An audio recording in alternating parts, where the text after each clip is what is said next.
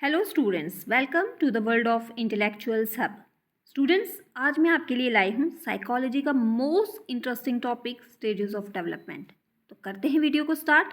उससे पहले अगर आपने चैनल को सब्सक्राइब नहीं किया तो जल्दी से चैनल को सब्सक्राइब करें। नाउ स्टूडेंट्स, ह्यूमन डेवलपमेंट जो है ये 4 कंपोनेंट्स में डिवाइड किया गया है इसको: फिजिकल, सोशल, इमोशनल और इंटेलेक्चुअल। एक इंडिविजुअल जो है वो उसमें जब डेवलपमेंट होगी, फिजिकल डेवलपमेंट होगी, वो ग्रो करेगा धीरे धीरे, बॉडी डायमेंशंस जो हैं उसकी वो चेंज होंगी। सोशली वो इंटरेक्ट करना सीखेगा लोगों से, सोशल डेवलपमेंट होगी उसमें। इमोशंस में बैलेंस कंट्रोल करना उसको आएगा, और साथ में ही इंटेलेक्चुअली जो है वो और ग्रो करेगा, डेवलपमेंट उसमें होगी। अब ये जो ह्यूमन डेवलपमेंट है ये कंट्रोल की जाती है बाय जीन्स एंड जेनेटिक्स के साथ, और हाँ, सराउंडिंग्स के साथ। सराउंडिंग्स का स्टूडेंट्स इंडिविजुअल के लाइफ में बहुत ही एक गहरा प्रभाव जो है वो पड़ता है। किस सराउंडिंग में बच्चे की परवरिश हो रही है ये बहुत डिपेंड करता है, ये दिखता है हमें उस बच्चे की बिहेवियर में आगे जाके कि बच्चा जो है वो किस सराउंडिंग में पला बड़ा है। वो जीन्स जो हैं वो बच्चे में आ जाते हैं कि कैसी परवरिश जो है वो बच्चे की हुई है। नाउ स्टूडेंट्स, ये जो डेवलपमेंट है इसमें जो हमारी फर्स्ट स्टेज है वो है इन्फेंसी। अब ये इन्फेंसी जो है ये जब बच्चा मदर की वॉम में होता है वहाँ से लेके 1 ईयर तक के एज पीरियड को हमने इन्फेंसी जो है वो कंसिडर किया है।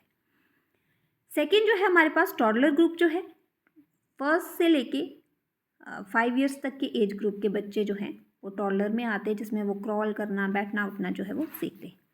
उसके बाद चाइल्डहुड जो है 3 to 11 ईयर्स का एज पीरियड जो रहता है वो चाइल्डहुड में होता है।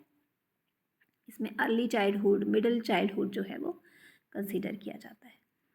और साथ में मोस्ट इम्पॉर्टेंट एडोलसेंस या टीनेजर पीरियड जो है वो 12 to 18 ईयर्स तक के बच्चे जो हैं वो उस टाइम पीरियड में उसमें कंसीडर किए जाते हैं। और लास्ट एज जो है हमारी वो अडल्टहुड है। अडल्टहुड को हमने फर्दर डिवाइड किया है young, middle and let adulthood में। तो स्टूडेंट्स, स्टेजेस ऑफ डेवलपमेंट जो हैं वो एक यूनिक ग्रोथ को मार्क करती हैं और साथ ही साथ इसमें इमोशनल और फिजिकल चेंज को भी दिखाती हैं। बच्चे में कैसे कैसे इमोशंस में उसमें चेंज हो रहा है, फिजिकली वो कैसे कैसे चेंज हो रहा है, बॉडी कंपोजिशन बच्चे की जो है वो चेंज होती जाएगी।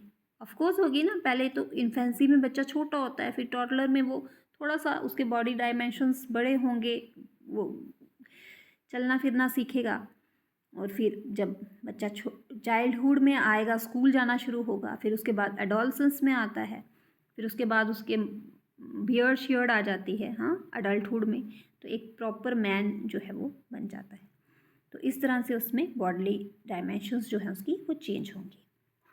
नाउ द फर्स्ट स्टेज जो इन्फेंसी स्टेज है स्टूडेंट्स, यहाँ से बच्चे में एक फीलिंग्स जो है वो जनरेट होना शुरू हो जाती हैं।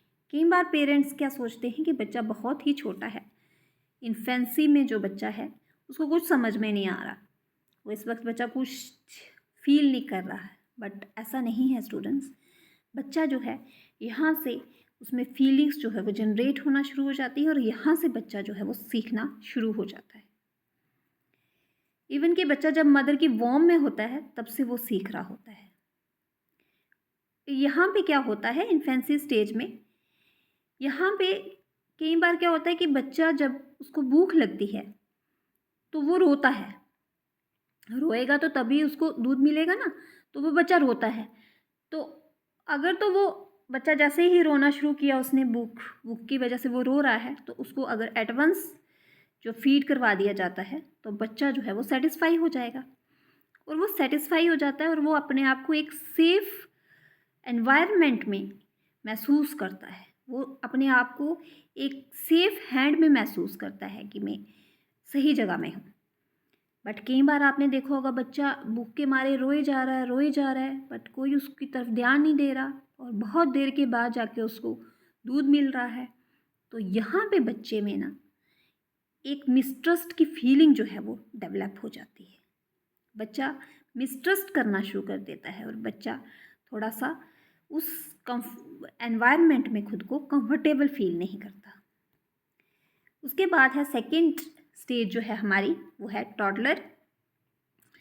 ये 1 to 5 ईयर्स तक की ये स्टेज रहती है और यहाँ पे बच्चा जो है ऑटोनॉमी में बिलीव करना शुरू हो जाता है। यहाँ पे बच्चे में या तो ऑटोनॉमी डेवलप हो जाती है या तो वो इंडिपेंडेंस को महसूस करना शुरू कर देता है या फिर वो शेम या डाउट की फीलिंग में आ जाता है।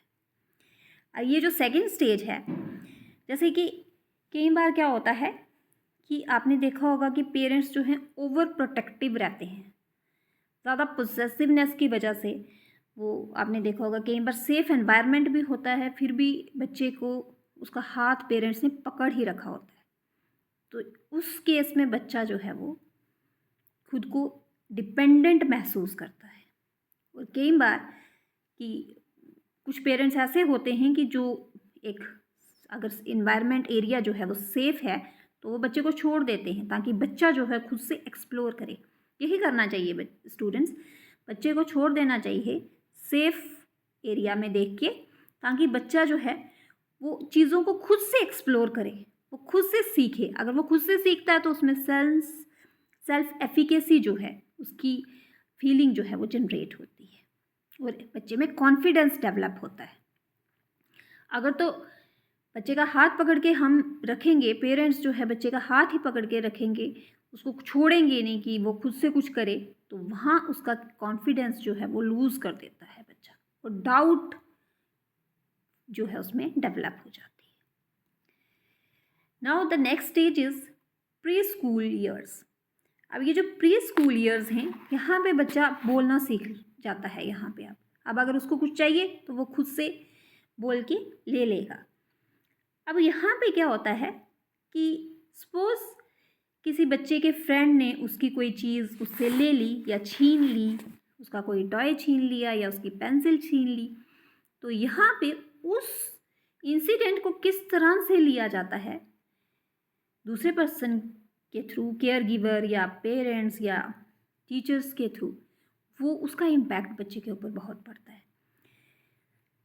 अगर तो बच्चे से कोई चीज़ किसी ने ले ली है तो उसको कम्युनिकेट करके, असर्टिवनेस को कम्युनिकेट किया जाए एक पॉजिटिव वे में कि बेटा हाँ कोई बात नहीं, अगर उसने आपसे ली है तो कोई बात नहीं, शेयर करते हैं हम चीज़ों को, एक दूसरे के साथ शेयर करना चाहिए। अगर तो उसमें ये पॉजिटिव फीलिंग जो है वो डेवलप हो जाती है तो बच्चा जो है वो उसको एक पॉजिटिव वे में लेता है और ये उसके बिहेवियर के लिए बहुत ही हेल्पफुल है। बट अगर हम उसको गिल्टी महसूस करवाएंगे कि तुमने ठीक तरह से नहीं रखा होगा, उसने तुमसे ले ली, तुमने अच्छे से संभाल के नहीं रखा उसको, हाँ, अगर उसको एक अशेम्ड महसूस करवाया जाएगा, उसको कम्युनिकेट इस तरह से उसके साथ किया जाएगा, तो बच्चा जो है वो शाय फील करना शुरू कर देगा। देखिए ये छोटे छोटे इंसिडेंट जो हैं बच्चे के ऊपर कितना इम्पैक्ट डालते हैं, जिन चीज़ों को कई बार पेरेंट्स जो है वो इग्नोर कर देते हैं। Now next is early school years. अब ये जो अर्ली स्कूल ईयर्स हैं, यहाँ पे बच्चा जो है वो अपने आप को अपने पीयर्स के साथ कंपेयर करना शुरू कर देता है।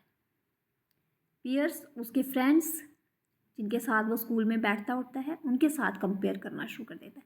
अगर तो इसके रिलेशनशिप उन पीयर्स के साथ, उन दूसरे उसके जो दोस्त हैं, उनके दूसरे फ्रेंड्स जो हैं उसके साथ इसके अच्छे रिलेशनशिप हैं, तो बच्चे में एक सेल्फ एस्टीम जो है, एक स्ट्रॉन्ग सेल्फ एस्टीम जो है वो डेवलप हो जाती है और बच्चा कुछ भी करने के लिए तैयार रहता है। बट अगर बच्चे के अपने पीयर्स के साथ अच्छे से स्कूल में नहीं बनती है तो वो बच्चा जो है उसकी परफॉर्मेंस जो है वो कंसिस्टेंटली लो जो है वो जाती है और वहाँ पे बच्चा जो है एक फीलिंग ऑफ इन्फीरियरिटी जो है उसको महसूस करना शुरू कर देता है। यहाँ पे उस पर वो इन्फीरियरिटी कॉम्प्लेक्स जो है वो डेवलप हो जाता है। Now adolescence stage. देखिए स्टूडेंट्स, जो भी हम स्टेजेस कर रहे हैं उसका पॉजिटिव और नेगेटिव दोनों इम्पैक्ट्स जो हैं वो साथ साथ चल रहे हैं। तो ये एनवायरनमेंट के ऊपर डिपेंड करता है कि किस तरह का पॉजिटिव एनवायरनमेंट बच्चे के आगे पीछे जनरेट किया जा सके ताकि वो पॉजिटिव चीज़ें जो है अपनी तरफ अट्रैक्ट करें।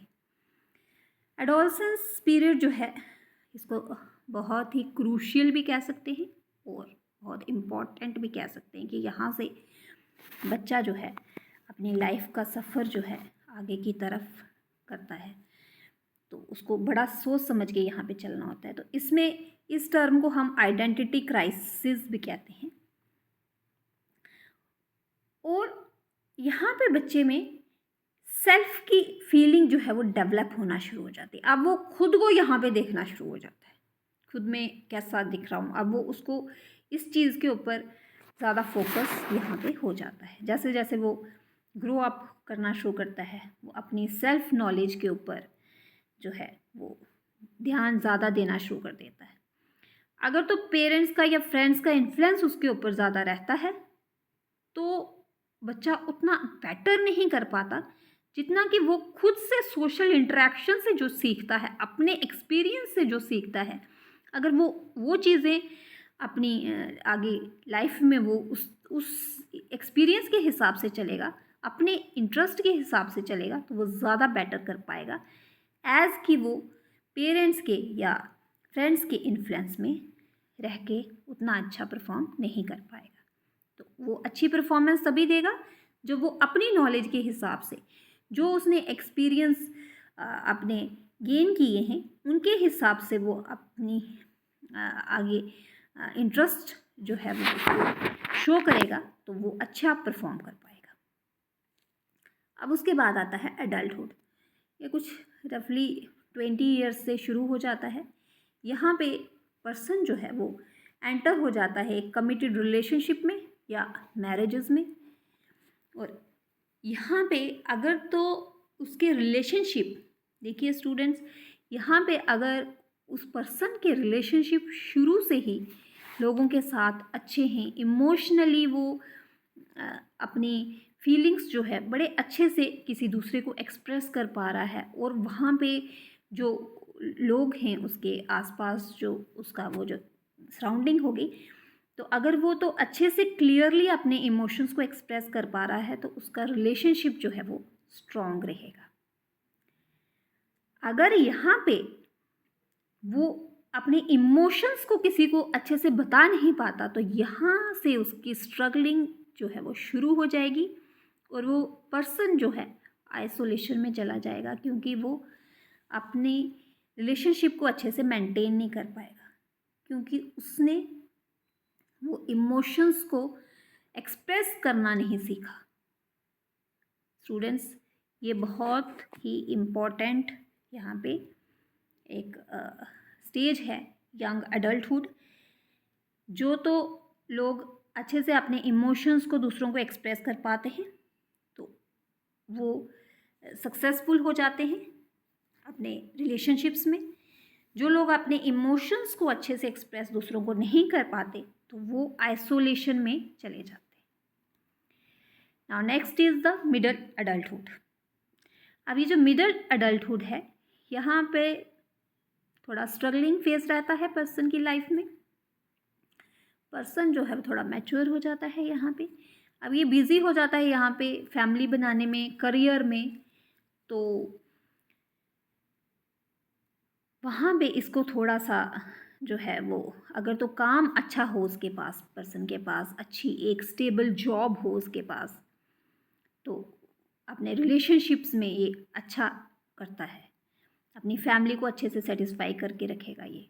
बट अगर एक स्टेबल जॉब नहीं है पर्सन के पास, वो स्ट्रगलिंग फेस में है, तो थोड़ा सा उसको यहाँ पे स्टैग्नेशन जो है वो फील होती है। और उसके बाद लास्ट स्टेज है हमारी स्टूडेंट्स लेट एडल्टहुड। अब ये स्टेज जो है at the end of the life तक ये रहती है। यहाँ पे जो इंडिविजुअल है, वो जो पर्सन है जिसको हमने इन्फेंसी से शुरू किया था पढ़ना, वो अब एडल्ट हो गया है और यहाँ पे एडल्टहुड में पहुँच के ये पर्सन सोच रहा है कि इसने अपनी वो जो लाइफ की जर्नी है from infancy to this adulthood, ये इसने कैसे मेंटेन की है, कैसे इसको ये लेके चला है इस जर्नी को। अब यहाँ पे इस स्टेज पे आके ये पर्सन सोचता है, अगर तो ये अपनी लाइफ से सेटिस्फाई था, अगर इसने एक सक्सेसफुल फैमिली मेंटेन करके रखी, एक अच्छा करियर है इसके पास, तो यहाँ पे ये फुली सेटिस्फाई है, इंटीग्रिटी में है ये यहाँ पे इसमें पीस है इस वक्त कि हाँ मैंने बहुत अच्छा किया अपनी लाइफ में, I am satisfied now. But अगर तो ये इसके पास एक सक्सेसफुल फैमिली नहीं है या एक अच्छा करियर इस स्टेज पे आके इसके पास नहीं है, तो यहाँ पे अगर ये अपनी लाइफ से सेटिस्फाइड नहीं है तो ये डिस्पेयर की फीलिंग में आएगा। अब यहाँ पे ये इसको सेटिस्फैक्शन नहीं होगी अपनी लाइफ से। यहाँ पे आके ये एनालिसिस करता है अपनी पूरी लाइफ हिस्ट्री का, लाइफ स्पैन का अपने पूरा। यहाँ पे आके ये कंक्लूज करके देखता है कि अगर तो ये सक्सेसफुल रहा तो इंटीग्रिटी की फीलिंग जो है इसमें डेवलप होगी, अगर ये नहीं सक्सेसफुल रहा एक सक्सेसफुल फैमिली बनाने में तो डिस्पेयर की फीलिंग जो है यहाँ पे आके इसमें जनरेट होगी। नाउ स्टूडेंट्स, ये थी हमारी स्टेजेस। अब Erikson model of human development जो है ये यहाँ पे हमने पढ़ा है, उसकी स्टेजेस की हमने। जैसे स्टेज 1 जो थी हमारी इन्फेंसी में बच्चे में 2 टाइप की फीलिंग्स थी, या तो ट्रस्ट, पॉजिटिव रहेगा तो ट्रस्ट, नेगेटिव रहेगा तो मिसट्रस्ट। दूसरी स्टेज थी हमारी टॉडलर ग्रुप में ऑटोनॉमी या तो इंडिपेंडेंस या फिर शेम और डाउट की फीलिंग थी बच्चे में जनरेट होगी। वो डिपेंड करता है कि उसको सराउंडिंग कैसी मिली है। अगर तो पॉजिटिव सराउंडिंग है तो ऑटोनॉमी, अगर सराउंडिंग अच्छी नहीं है तो शेम और डाउट। उसके बाद third stage pre school years. अब प्री स्कूल ईयर्स में बच्चे ने या तो इनिशिएटिव लेना है, अगर तो उसकी पेयर से अच्छी बनती है तो वो इनिशिएट करेगा, अगर नहीं तो गिल्ट। उसके बाद अर्ली स्कूल ईयर्स में या तो इंडस्ट्री या फिर इंफीरियरिटी कॉम्प्लेक्स। फिर उसके बाद एडोलसेंस एज में आइडेंटिटी बनाएगा अपनी, अगर तो अपने हिसाब से चलेगा या तो अगर दूसरों के कहने पे चलेगा तो कन्फ्यूजन में ही रहेगा, हाँ, फैमिली के प्रेशर में रहेगा, फ्रेंड्स के प्रेशर में रहेगा, तो वो कन्फ्यूजन में ही पर्सन जो है वो एडोलसेंस स्टेज में वो कन्फ्यूजन में ही रहेगा। अगर तो वो खुद की सुनता है, खुद के एक्सपीरियंस के हिसाब से चलता है, तो वो एक आइडेंटिटी अपनी जनरेट करेगा, मेंटेन करके चलेगा, उसकी एक आइडेंटिटी, अपनी एक पहचान होगी। उसके बाद हमारी 6th स्टेज आती है यंग एडल्टहुड। यहाँ पे अगर तो रिलेशनशिप अच्छे हैं तो इंटीमेसी, नहीं अच्छे हैं तो आइसोलेशन। उसके बाद 7th स्टेज मिडल एडल्टहुड। या तो जनरेटिविटी रहती है, नेक्स्ट जनरेशन को पास करना, आगे जनरेशन का आना, तो या फिर स्टेगनेंट। और लास्ट स्टेज जो है हमारी that is 8th stage late adulthood. इसमें अगर तो एक हैप्पी फैमिली लास्ट में है इसके पास तो इंटीग्रिटी, अगर फैमिली नहीं है तो डिस्पेयर। तो students, this is all about the stages of human development. एक तरह से कहें तो लाइफ की पूरी जर्नी इसमें है। आई होप स्टूडेंट्स आपको ये वीडियो अच्छी लगी है। वीडियो अच्छी लगी है तो चैनल को लाइक, कमेंट, शेयर और सब्सक्राइब ज़रूर करें।